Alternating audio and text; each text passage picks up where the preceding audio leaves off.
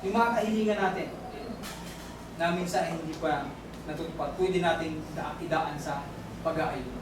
So may kinalaman po yun sa tinatawag na pananampalataya, kung kaano nakalalim ng ating pananampalataya sa Diyos. Acts chapter 13, verses 2.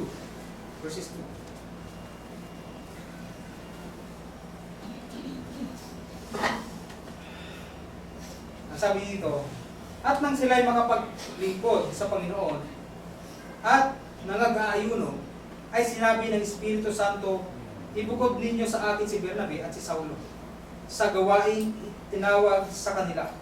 Nang magkagayon, nang sila'y makapag-ayuno na at makapanalangin at maipatong ang mga kamay nila sa kanila, ay kanilang pinayaan sila. So, sa iglesia ng nasa Acts ay kusa silang nag-ayuno. Pero walang inutos ang ating Panginoon Kristo na ang bawat isa ay mag-ayuno. Paano ito sinasagawa ayon sa Biblia?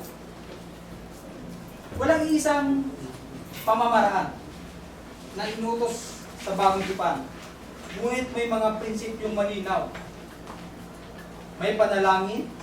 Ang pag-aayuno ay laging kaugnay ng panalangin at paghahanap sa Diyos. May tamang motibo. Huwag gawin upang mapansin o purihin ng tao. Na nakalagay po yan sa Matthew 16 verse 18. May pagpapakumbaba. Layunin itong ilapit ang puso sa Diyos. Doon sa pag-aayuno. Hindi ipakita ang sariling kabanalan. May takdang panahon sa Biblia. May mga nag-aayuno ng isang araw, 3 araw, 40 araw sa mga natatanging pagkakataon. Hindi lahat ay angkop sa lahat ng tao. May pag-iingat.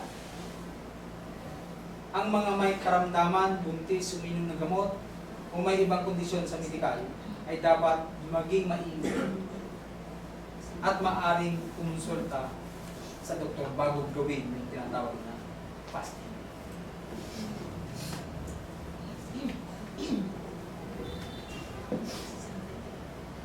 Paano kung hindi tayo mag-fasting?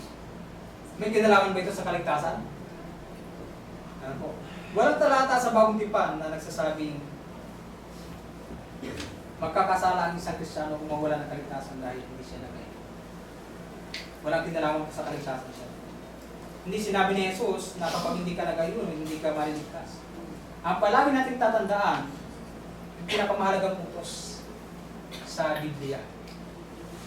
Ano po? Kung iibigin yung ang ating kapwa. Ito yung utos ng Diyos. Sa John chapter 15 o Matthew na lang. Matthew chapter 22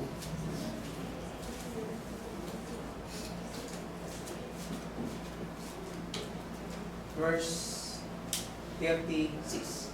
Guro, alin baga ang dakilang utos sa kautusan? Sabi ng Panginoon. Sinabi sa kaniya, ibigin mo ang Panginoon mong Diyos ng buong puso mo, at ng buong kaluluwa mo, at ng buong pag-iisip mo. Ito ang dakila at pangunang utos. At ang pangalawang katulad na ito, iibigin mo ang iyong kapwa na gaya ng iyong sarili. Ito yung literal at direktang utos sa lahat ng mga Kristiyano. Paano pag-ibig sa Diyos at pag-ibig sa kapwa. Ang pag-aayuno ay hindi kinakailangan para sa kaligtasan at hindi inutos bilang sapilitan gawin ng lahat ng Kristiyano. Ngunit ito ay isang makabuluhan at biblikal at spiritual na disiplina. Kapag sinasagawa ng tama, ng may tamang motibo, may kasamang panalangin na nakatuon sa Diyos, maaari itong maging malaking tulong sa paglago ng pananampalataya. Ang hindi pag-aayuno ay hindi automatikong kasalanan, ngunit maaaring mga hulugan na hindi natin ginagamit ang isa sa mga paraang ibinigay ng Biblia upang higit na magpalapit sa Diyos.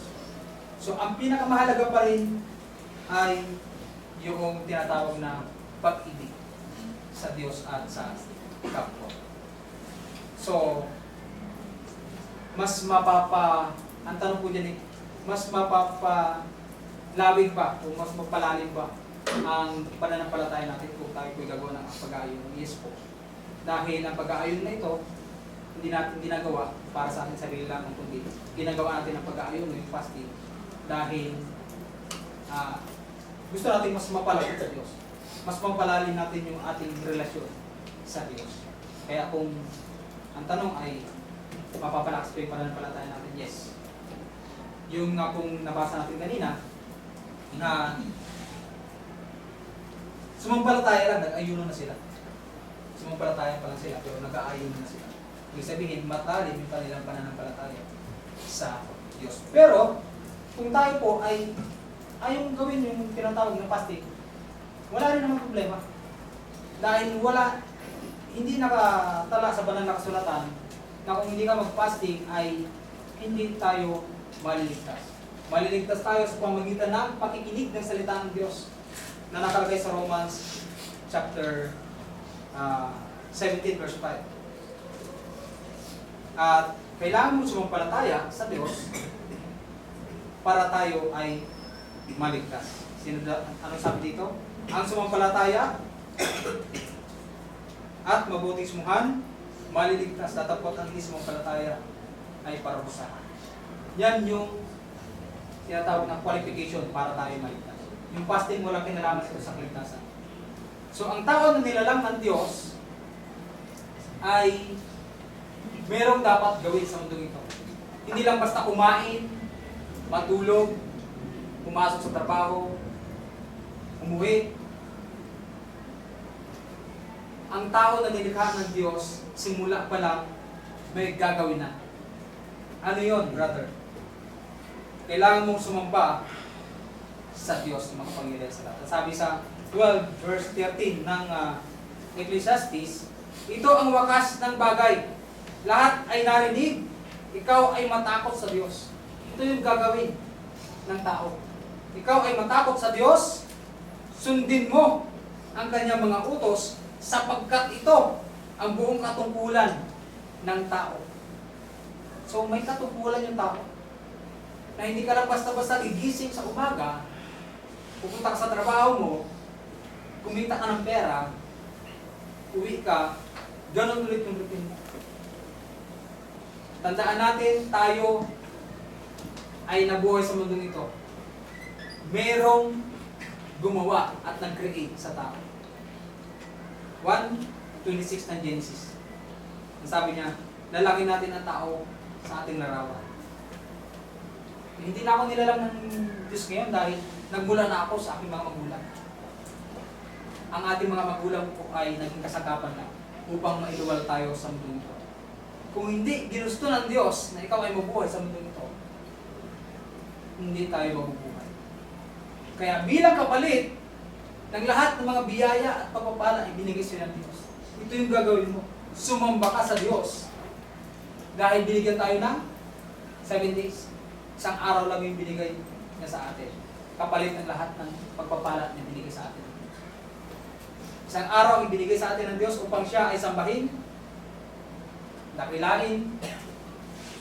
2 oras pa. 2 oras lang. Doon sa isang araw na yun. Pagpapahinga na rin. Ang sabi kasi dito sa Romans chapter 12, na kailangan mong sambahin yung Diyos. Kailangan natin sambahin yung Diyos. Kaya nga mga kapatid, pinamamani ko sa inyo, alang-alang sa mga kahabagan ng Diyos, na inyong iharap ang inyong mga katawan na isang haing buhay, banal, kaaya-aya sa Diyos na sa inyong katampatang pagsamba. So yung ginagawa natin ngayon, dahil noong unang panahon po, ang pagtubos ng kasalanan ay nag-aalay sila ng animal sacrifices. Nagkakatay sila ng mga tinatawag na hayop upang ialay sa Diyos. Ngayon, sa last days, ang huling hahain na ay ang ating Panginoon Kristo. At sa pagsamba natin, ang inihahain natin sa Diyos, yung ating physical na katawan.